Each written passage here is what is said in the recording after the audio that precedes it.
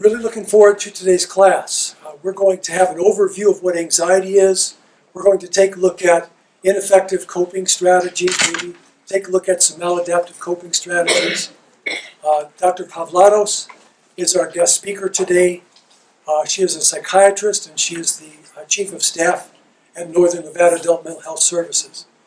And we are very pleased that Dr. Pavlatos has taken some time out of her busy schedule to be here with us today. So she'll be talking with us about avoidance and control strategies and about the effective use of medication with anxiety. She will also be guiding us through, at the end of the class, a really nice guided meditation on how to apply mindfulness in our daily lives. And in between all that, I'll be speaking a little bit about some more information about acceptance and commitment therapy. So would you guys join with me and let's give a hand to Dr. Pavlatos, okay? So we're going to talk about avoidance and control strategies for anxiety. So that includes escape. So the trick with anxiety, right, is that it's a part of life. We can't actually escape it. We can try to escape it. We do all kinds of things to sort of change our life and our circumstances, to not experience it, to make it go away. But as long as we're conscious, as long as we're awake, we're living, we're breathing, we're sober, we're going to get anxious at some point in time. And that anxiety is actually pretty useful at times. It warns us of danger. It's what sort of gets us out of a situation, a fight or flight response when we absolutely need it. Unfortunately, anxiety also gets linked to a whole bunch of stuff that it doesn't necessarily get linked to. It can get linked to being in crowds. It can get linked to non-threatening situations that appear threatening. It can get linked to public speaking, to intimacy, to all kinds of things. You pretty much name it, we can have anxiety about it. So what avoidance is pulling yourself out of situations, preventing yourself from being in situations where anxiety might come up. You can avoid anything. You can avoid going to the grocery store. You can avoid being in places where anxiety might come up, like a crowd. You can avoid going out on a date. You can avoid going to school. You can avoid going to work.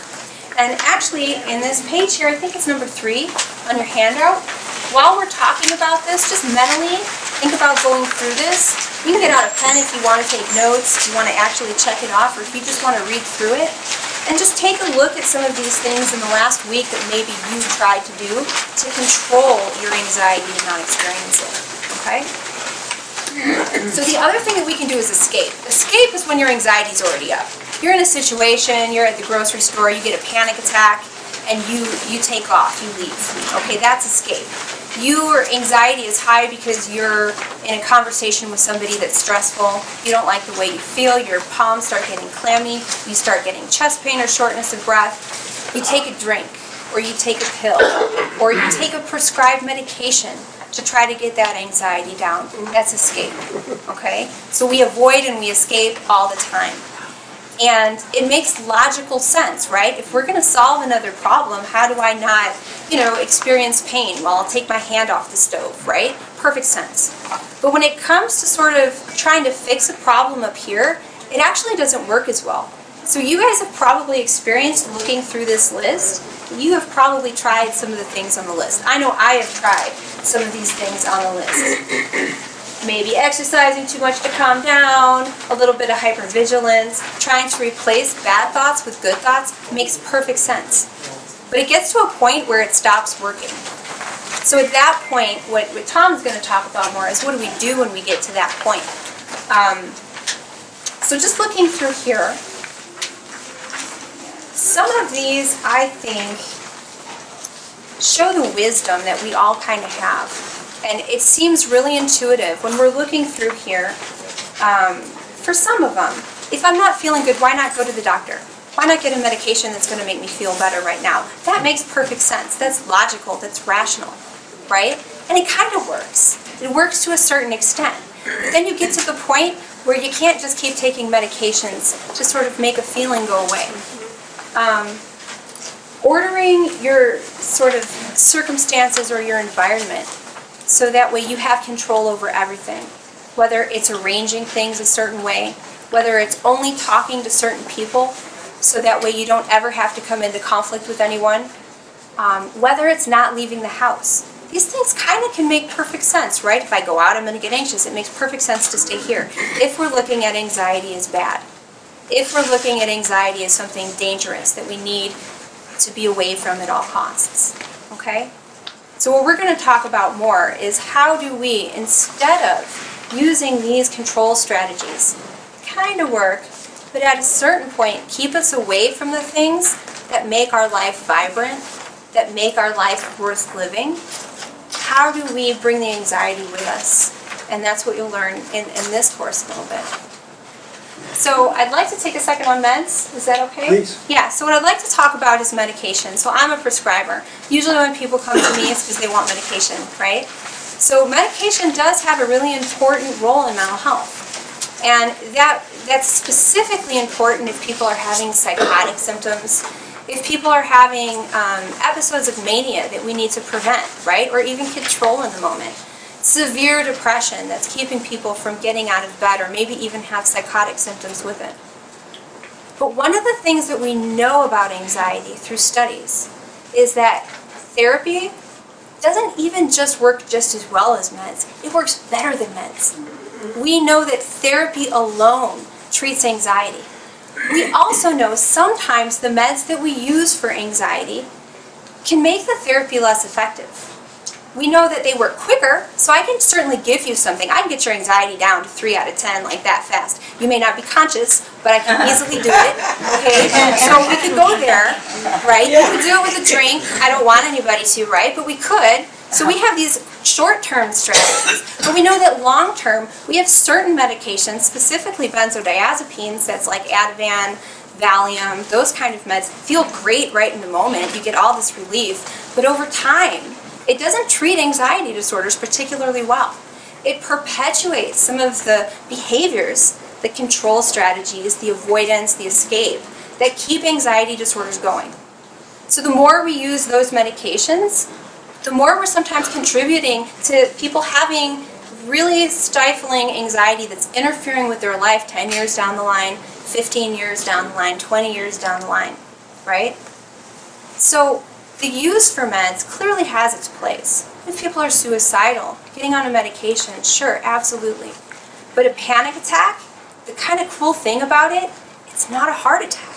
It feels like a heart attack. They feel exactly the same, right? But the difference is you don't have surgery after a panic attack. You don't wake up in a hospital connected to a ventilator after a panic attack. So that means that, are they survivable? Absolutely. Anybody who's had one is sitting here, survived a panic attack before, right? Right. So we don't need to give you a medication for that as quickly as we would for something like a heart attack, okay? So when we're using meds, my question is always, what is the function of the med we're using? Because if we're using the med to help you escape, then I'm not your doctor anymore, right? I'm not actually helping anybody live this vibrant life, you know, this in touch with the things that you value, that you care about anymore. I'm helping you check out. You already know how to check out, right? Anybody can go somewhere else and check out. You can go to a bar and check out. Nobody needs their doctor to help them with that. So if the medication is being used in that way, then I say we need to explore the use of that medication.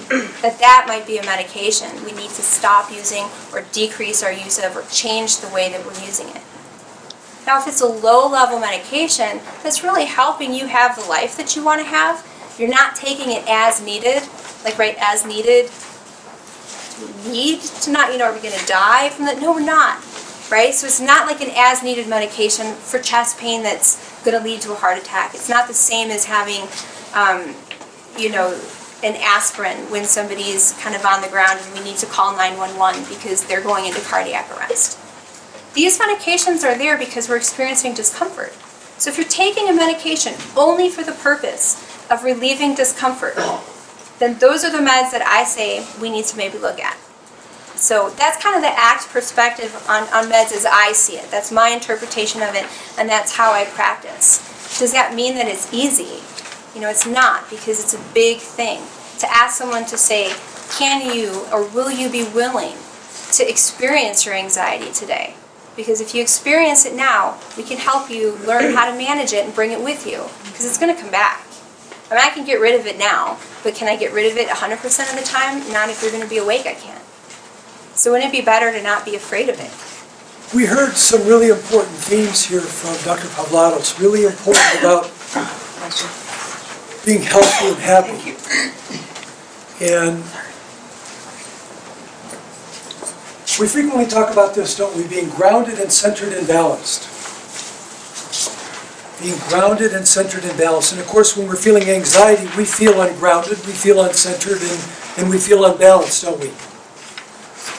And so that's where mindfulness meditation, as well as some other things that we also use with that, like journaling and sharing with other people, are so important because it gets us back with our feet on the ground. It gets us centered and it gets us balanced, where we're able to respond rather than react to life.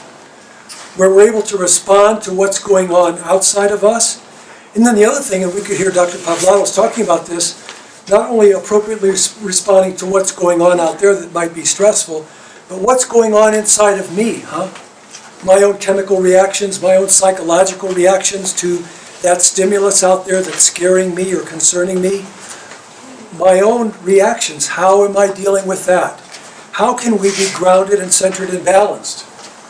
How can we respond rather than react?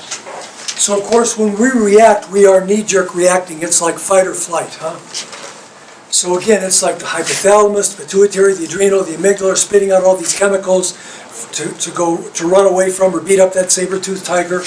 So how can we calm ourselves down and assess the situation and make an appropriate decision, like, is it best now that I let this go, or is it best that I do something about this situation? When we're so full of anxiety, we're not grounded, centered, and balanced, and we really can't think things through. We just have this visceral reaction, we just react to it, and a lot of times we react based on our instincts, we react based on old survival ideas, we react based on some bad habits. That's why sometimes the way that we've dealt with our anxiety, it's really been self-sabotaging. Like Dr. Pavlatos was saying, a lot of these things are basically, they're good ideas, they're part of human wisdom. But wisdom tells us we need to use these things in the right way at the right time. There's a time to have the courage to change the things we can or take action, and there's a time to just let go. But a lot of times we've had it backwards. We've had it backwards, and that's where these ineffective coping strategies, these avoidance and control strategies that we've had, have really made things worse for ourselves. And that's where we come to the point of saying, I feel helpless and hopeless. I'm so sick and tired. Everything I'm doing, it's not working. And even as Dr. Pavlatos was saying, we might even say, gosh, I've been on this medication for a year, and it's still not working for me. Well, as the doctor was saying, therapy and lifestyle change is extremely important. Extremely important. And sometimes in our society, we can be led to believe that, there's a medication for that. And if you take the medication, everything will be okay. And as Dr. Pavlatos was saying, it has a role and it can help us at various times in our life.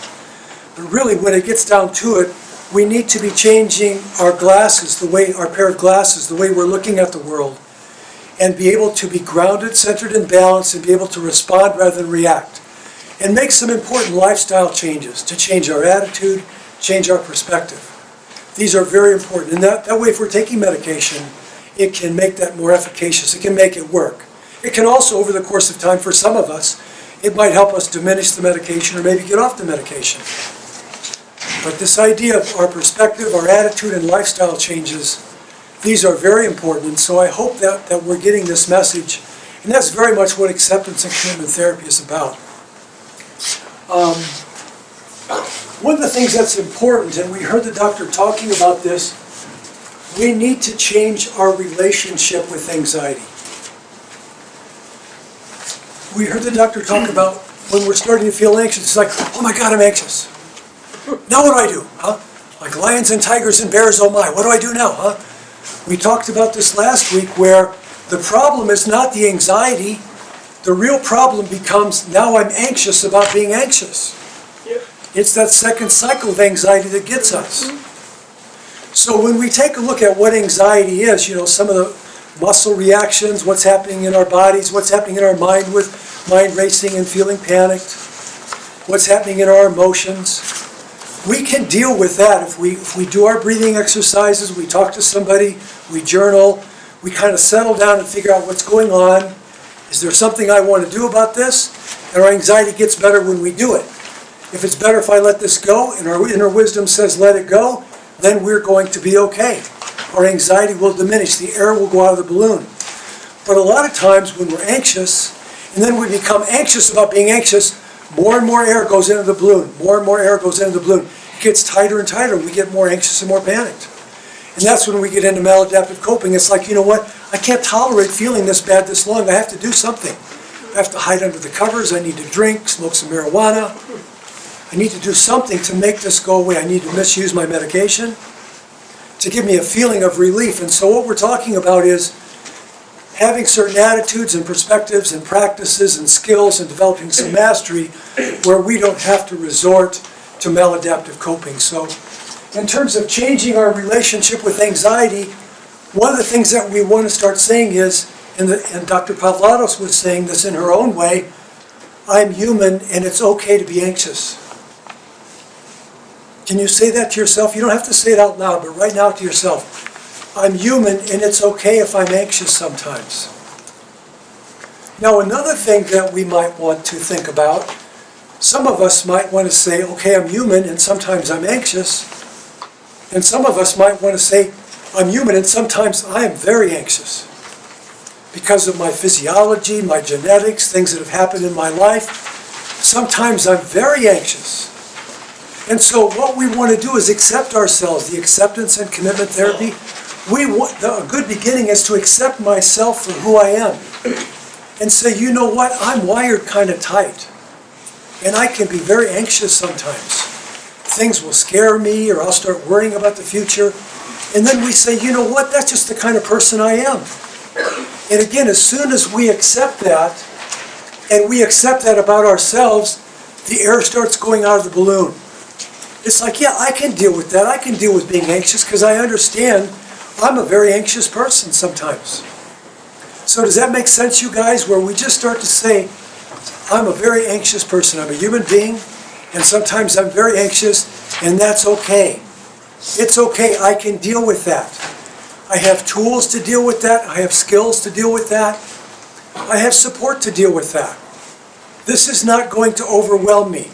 Back when I was younger, or back when I didn't have any skills or tools, it felt overwhelming. In fact, sometimes it did overwhelm me. But here I am. I'm learning skills. I'm developing mastery with certain tools. And I can use those skills, and I can use those tools, I can use those perspectives, and I'm going to be okay. Now, the other thing, in terms of changing our perspective, what I hope you hear me saying is to say, I'm anxious and that's okay. We used to think that okay meant the anxiety goes away.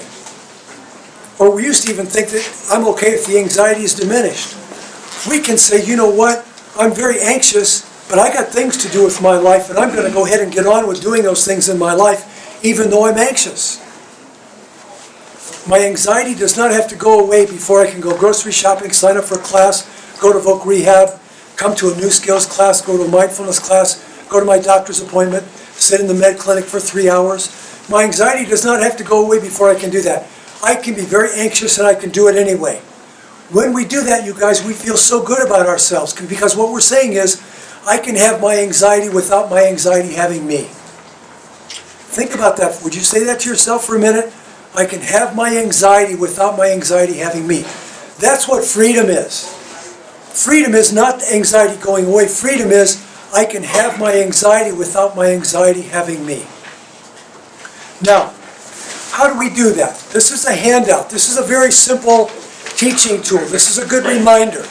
Some people like to put this up on their refrigerator, put it on the bathroom mirror, put it with their meditation book. Let's take a look at what this is saying. So, yours, of course, appears gray, but this is the bluebird of happiness. And so the bluebird of happiness will sometimes, we will look out of the tree and we will see a bluebird, and that signifies happiness. And other days we might go for a couple of days without seeing the bluebird of happiness. So one of the things that's important from an ACT perspective, and really from a wisdom perspective, is to know some days are better than others, and that's okay. No one is happy all the time. No one is zippity-doo-dah all the time. The other thing that it's important for us to get is, Everyone, all of us in our life, we have pain, and that's okay. Life can be painful. Every day, like Dr. Pavlatos was talking about, when we're out there living our life, we are going to encounter things that are painful. We're going to encounter rejection,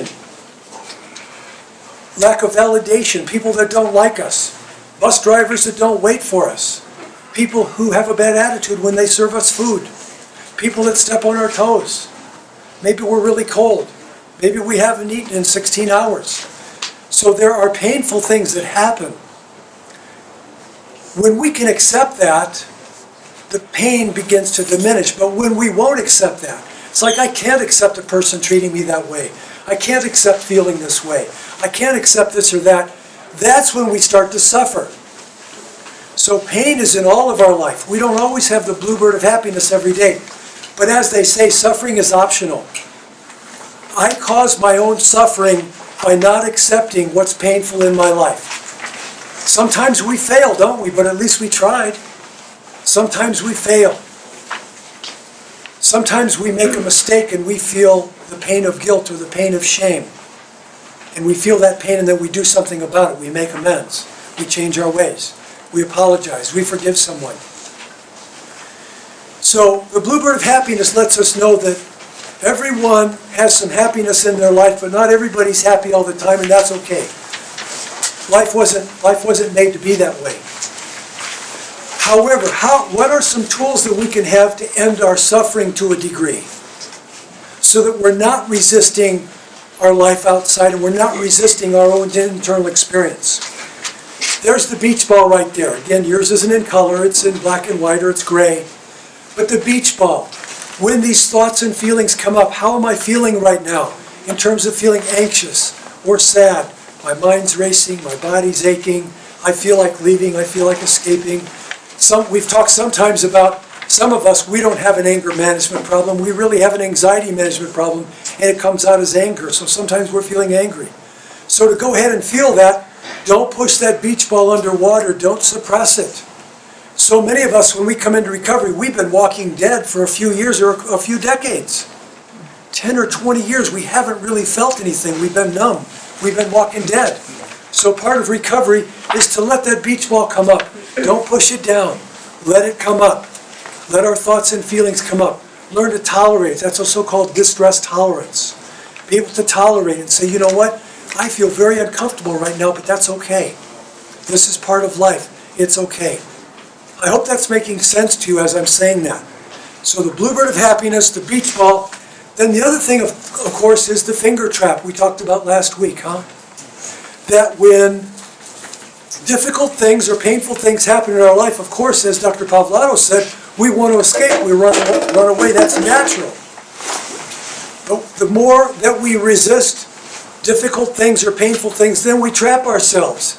And we get caught in this trap, this vicious cycle of being anxious about anxiety, and we create more suffering for ourselves. So just like the trick of the finger trap is to just push into the pain, accept the pain, and embrace it, then all of a sudden we're free of it. So, the bluebird of happiness, don't push the beach ball down.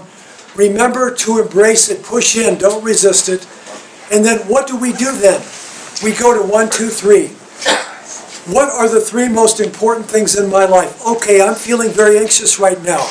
And I have a baby who's crying and needs me to go change her diaper, rock her, and feed her. I need to get going. I need to go to the grocery store. I've got an appointment at Voc Rehab. I need to go see my service coordinator. I've got a 12-step meeting to go to. I've got a prayer group meeting to go to. I have to study for my test tomorrow. I have certain commitments. So the 1, 2, 3 gets back to living a valued life, and that's what we all want, isn't it? We want to know that our life has meaning. And again, we've talked about this. It doesn't have to be a big meaning. We do not have to be Martin Luther King. We don't have to be Gandhi. It's not a big deal. The little things in life, what's meaningful? How do we treat other people?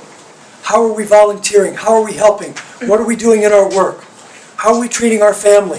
What are my values? 1, 2, 3. So in the midst of our anxiety, we say, in the past, my anxiety kept me. overly sheltered, overly protected. It kept me from getting out of my comfort zone and doing those things that were important to me. And we access what Dr. Viktor Frankl used to call the defiant power of the human spirit. It's like, this anxiety is no longer running my life. My values are, my sense of meaning. As he used to say yes to life in spite of everything. That's what I want my life to be about. I want it to be about what I've accomplished in terms of my values. And we're going to be talking about that later in the class as the semester goes on.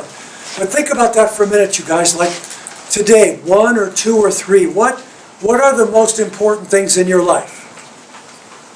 And is anxiety keeping you back from being that kind of person or engaging with life that way? Or maybe you're not feeling any anxiety today and you're out there doing it. Or maybe you're feeling some anxiety but you're going ahead and doing it anyway. You're not letting it run your life. You're saying, okay, I'm going to have my anxiety, but my anxiety is not going to have me. I'm going to go ahead and live my life based on my values. And when we do that, you guys, even though we're feeling anxious, we feel so good about ourselves. We feel empowered. We can say, yeah, you know, because of what happened to me when I was a kid or when I was a teenager, and my genetics and my physiology and all these things, I'm a very anxious person. But you know what? I'm out there living life. I'm not hiding under the covers. I'm not getting loaded. I'm not withdrawing from life. I'm not making excuses. I'm not a victim. I'm not blaming everybody else. I'm out there and I'm living my life. I'm giving it my best shot. I'm doing the best I can.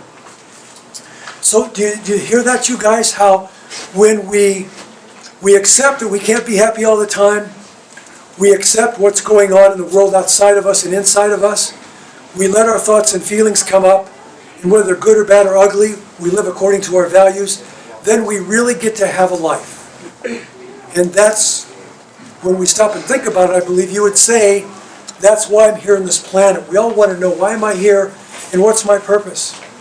Now, I do want to say real quickly, we do go through times in life where we don't know what our purpose is. That's called existential anxiety. So sometimes we say, I don't even know who I am right now. I'm in a period of my recovery. I'm not sure what my values are. I don't know what I'm supposed to be doing. So I want to reassure you, it's okay to feel existential anxiety too. To say, you know what, I'm going to trust the process. I'm going to keep talking to my doctor, my psychologist, my service coordinator, my sponsor, my friend, my mentor, in my support groups, and I'm going to what Dr. Viktor Frankl called the search for meaning. I'm going to go ahead and look for what is the meaning in my life. What is the direction in my life? What is life calling me to do? So if you're feeling some emptiness right now, it's normal that we would feel anxiety, so tell yourself that. It's okay to feel lost and confused, but keep putting one foot in front of the other and keep searching for that sense of meaning and purpose in your life. So a summary that we have in our handouts, and it's the second page. Let's go ahead and walk through this together. And this is a meditation that a lot of folks who've worked with me for a few weeks or for a few years have used. And it's a mindfulness exercise that's based on acceptance and commitment therapy. So all these principles that we've been talking about are summarized here in this meditation. And so people that work with me, it takes about 4 minutes every day, and so some people will read it first thing in the morning, or they'll read it in the morning and then later in the day or before they go to bed at night. And it's about practicing these principles that are really life-giving and create a deeper sense of wisdom and a deeper sense of real meaning and satisfaction in our lives. So what I'd like us to do is go ahead and walk through this together right now, and then Dr. Pavlatos has a really nice mindfulness exercise that she's going to walk through with us.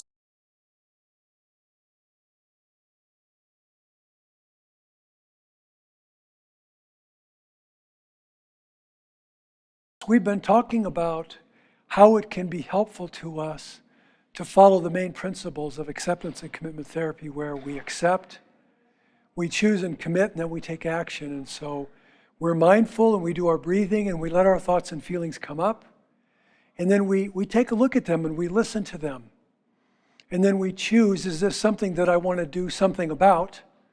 And then we plan a strategy and we take action. Or in listening to them, we realize there's nothing I can do about this today, so I'm just going to let this go. I'm going to let it go for today, and I'm going to focus on my other values. So what we're going to do right now, if you'll follow with me, is we're going to do a brief ACT meditation.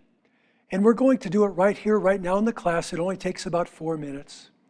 I'm also going to ask you to practice this once a day, every day. But let's go ahead right now while we're in the class. What I'd ask you to do is sit in your chair with your feet on the ground. And again, you can do this any way you want. These are just suggestions.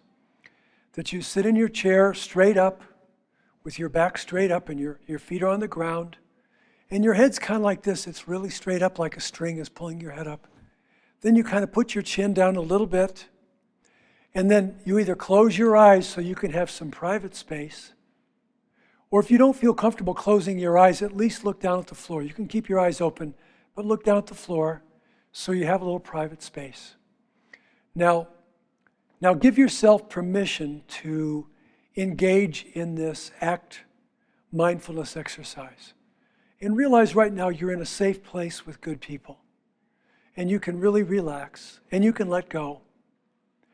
As we go through this meditation, there are 3 times where I'll ask you to stop and take a couple of deep breaths. And so at that time, I will stop reading, and we'll go ahead and take a couple of deep breaths together, okay? Okay, so feet on the floor, sitting straight up, eyes down, and let's get prepared to begin. Accepting, choosing, committing, and taking action. Accept what is as it is. Slowly take a few deep breaths right now. Just breathe in and breathe out.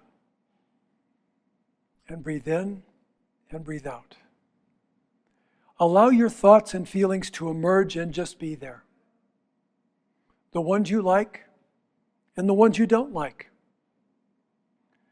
Take 3 more deep breaths right now. Breathe in and breathe out.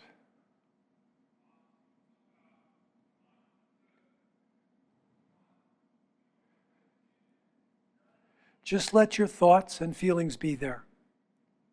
Take 3 more deep breaths right now.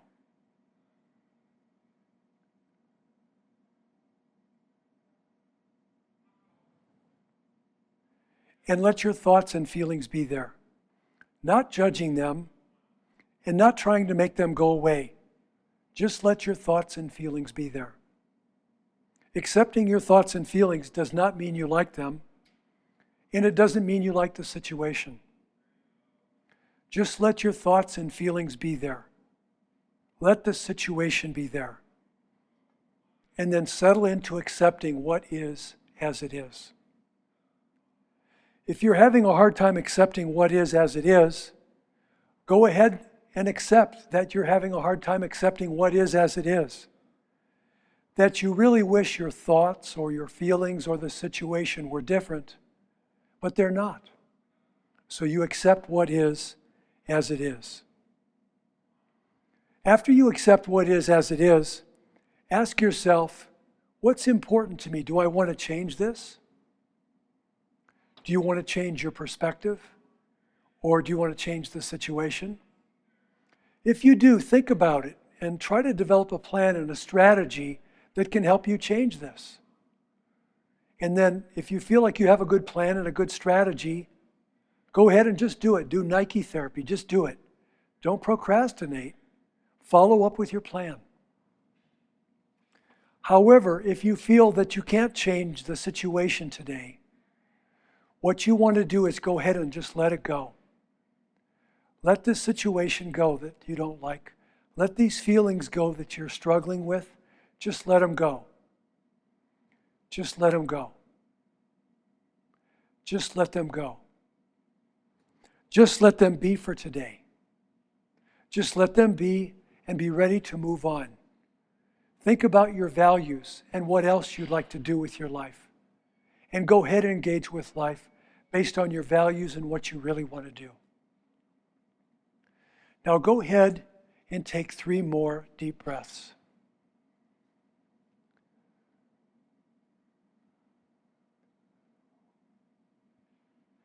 And in the next 10 seconds, when you're ready, go ahead and open your eyes and we'll move on with our class.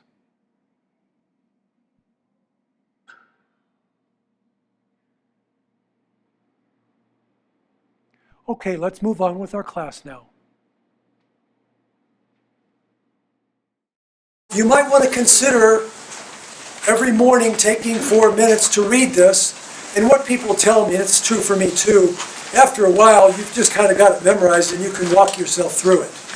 But it's a really nice way to get, as we talked about, being grounded and centered and balanced to start off the day, and then sometimes in the middle of the day as well. Now I'm really glad with the timing because Dr. Pavlanos actually has like about a 8 or 9 or 10 minute meditation. I just want to talk for 1 second about mindfulness, and I'm sure you have and will be a million times during the course of this, which is fine, because one of the things that they call mindfulness is the practice of like 10,000 beginnings. The goal with this isn't just to completely clear your mind. It would be fantastic if we could just sit here and say, my mind is clear, but even the best sort of Zen Buddhist monk doesn't have that experience. So the practice with this is bringing yourself back to whatever it is that we're meditating on. The meditation I'm going to teach you guys today, that we're going to do today, is really simple. It's a meditation on your breath. You've probably done something very similar to this before, and if you haven't, I'm going to guide you through it. Okay? But just notice, as you're going through this, that your mind is going to trail off. And I want you to think of it almost like a puppy dog. Okay? If anyone's ever had a puppy, puppies will come and hang out and they'll jump around by your feet for a while. They don't really calm down, but they might stay there for a minute, right? And then they get excited and they run away, and you call the puppy back, and it comes back and it's excited and it hops around by your legs for a while again, and then it gets bored or distracted and runs off again. And that's kind of how your brain is. Notice that even when it's kind of being quiet, you're like, oh look, I'm being quiet right now. There's a thought, right? And it's going to do that through the whole thing. It's like the puppy dog. You're going to bring it back to what you're focusing on, which now is going to be your breath, and then just watch it flit away and come back. And the practice is calling it back, okay? So that's the main thing I want you to think of, because if we're here and we're now, right, in this room with each other doing this meditation, that's all we've got, right, is the present moment.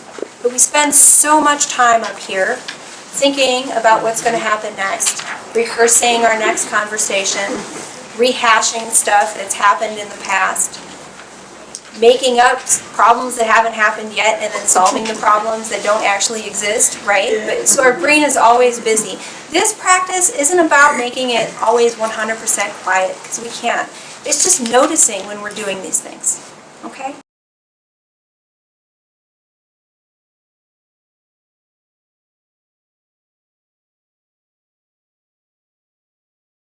What I'd like you guys to do now is, again, just go ahead and put your feet flat on the ground. Put your arms somewhere comfortable if you can. You can put them in your lap. You can put them on your legs.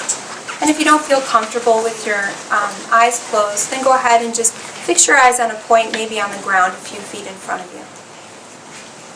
And I want you to just switch from your usual mode of doing to a mode of non-doing. To a mode of simply being. Just allow your body to become still and bring your attention to the fact that you're breathing. And as you're sitting here, just become aware of the movement of your breath as it comes into your body and as it leaves your body. Not manipulating your breath in any way, not trying to speed it up or slow it down. Just notice your breath as it comes in and out. You might notice your breath as you feel it coming in through your nose, at the tip of your nostrils. Or you might notice your breath through your belly, as your belly expands on the out-breath and comes in towards your spine as you let your air out. Just being totally here in each moment with each breath. Not trying to do anything and not trying to get any place. Just simply being with your breath. Just giving full care and attention to each in-breath and to each out-breath. Just following each of those as they cycle and flow.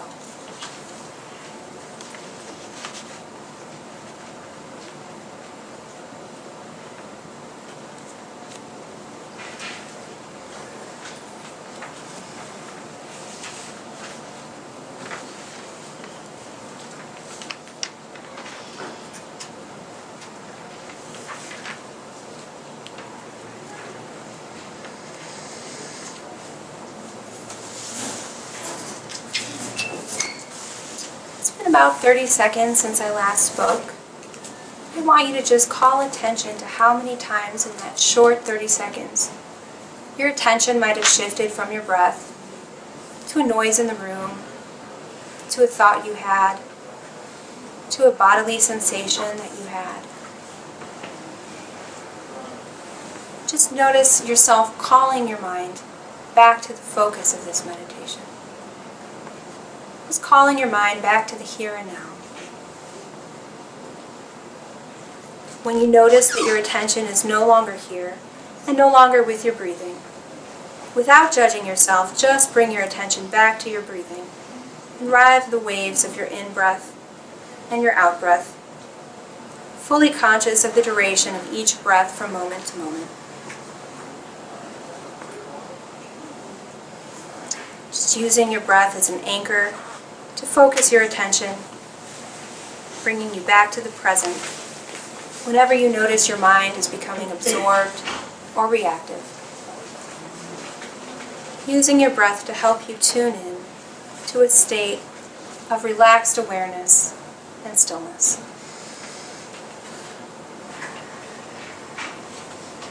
Now, as you observe your breathing, you may find from time to time you're becoming aware of sensations in your body. And as you maintain awareness of your breathing, see if it's possible to expand your field of awareness so that it includes a sense of your body as a whole as you sit here.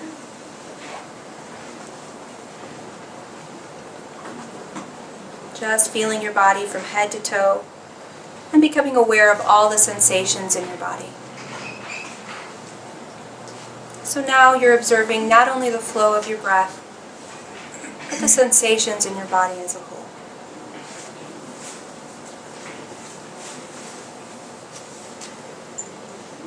It's totally present with whatever your feelings are, and with your breath, and your sense of the body as a whole.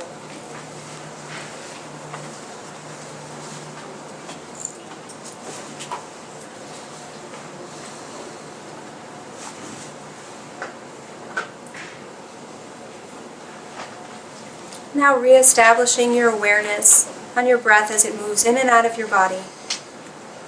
If you find yourself at any point drawn into a stream of thinking, and you notice that you're no longer observing the breath, just use your breathing and the sense of your body to anchor you and stabilize you in the here and now.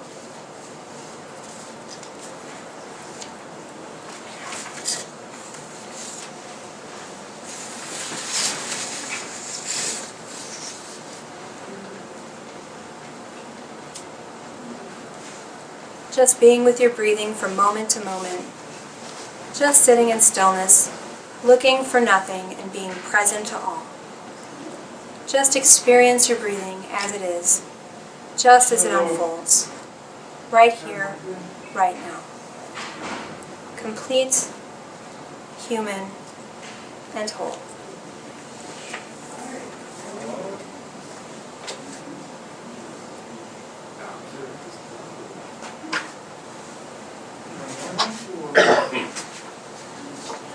And as the practice comes to an end, you might give yourself credit for having spent this time caring for yourself in this deep way, by dwelling in this state of non-doing, in this state of being, for having intentionally made time for yourself to simply be who you are. And as you move back into the world, allow the benefits of this practice to expand into every aspect of your life. So go ahead and open your eyes. In terms of being grounded, centered, and balanced, I talked about, and Dr. Pavlovos has too, about, of course, doing the mindfulness practice, doing a form of meditation called mindfulness. I also talked with you earlier about the importance of sharing with other people, especially if we're in a state of hyperarousal and we really need to calm down or chill out. Having somebody to talk to can be very helpful. I also want to point out in your handout, there is an awareness journal.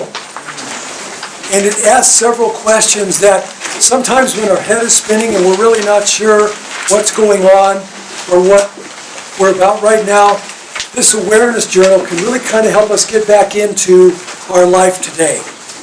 Our thoughts and our feelings and our relationship and what's going on. It can really help us get grounded and centered and balanced. So I want to thank you all for being here today. And Dr. Pavlados and I want you to know it's a real honor to spend this time with you. And we really hope that each one of you today got at least one thing, maybe two or three, but at least one thing that you can use from the class today, and you can use this in your daily life to make a better life for yourself, okay? All right, you guys, take good care of yourselves. Thank you.